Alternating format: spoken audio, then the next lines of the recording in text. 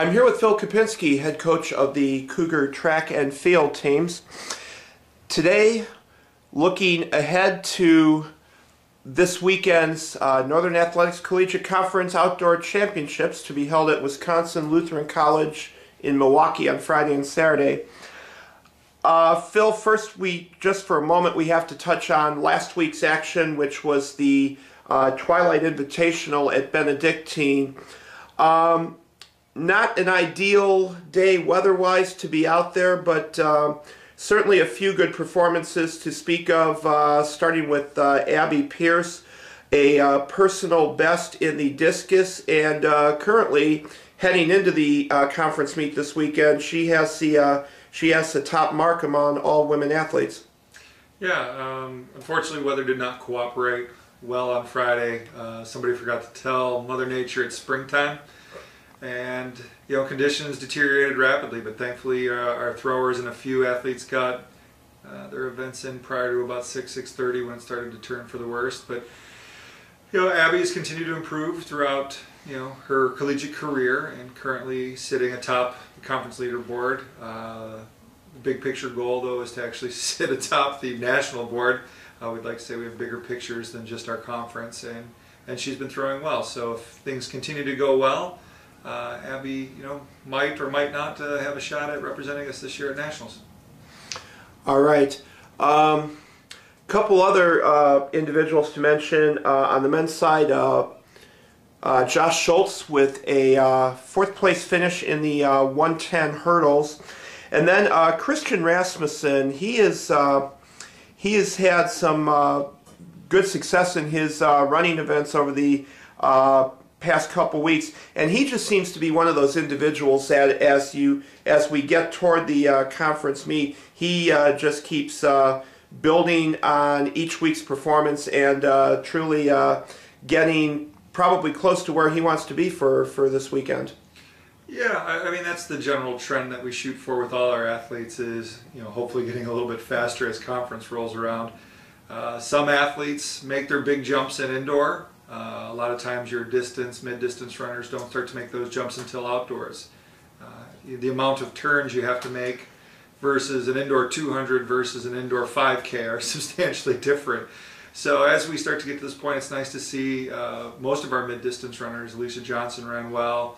Christian has been running well the last few weeks. Josh Warren had his first 800 of the year, ran well with 2 inches of water on the track. So minus the adverse conditions, everybody seems to be coming together. Hopefully, the distance people can catch up and continue to catch up to where our throwers and sprinters are, and everything can come together this weekend.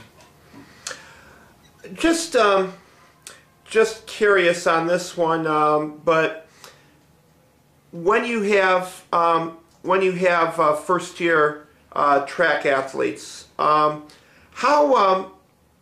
much do they, I guess, pick up on their more veteran teammates' leads about just how the whole season kind of just builds to a head coming down to this weekend?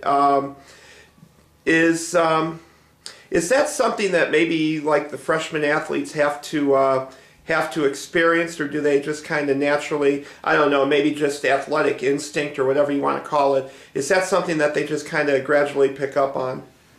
Well, I think it starts at the top, and the coaching staff and I kind of have more of a global picture. It's a 4-year process, not a 1-year process.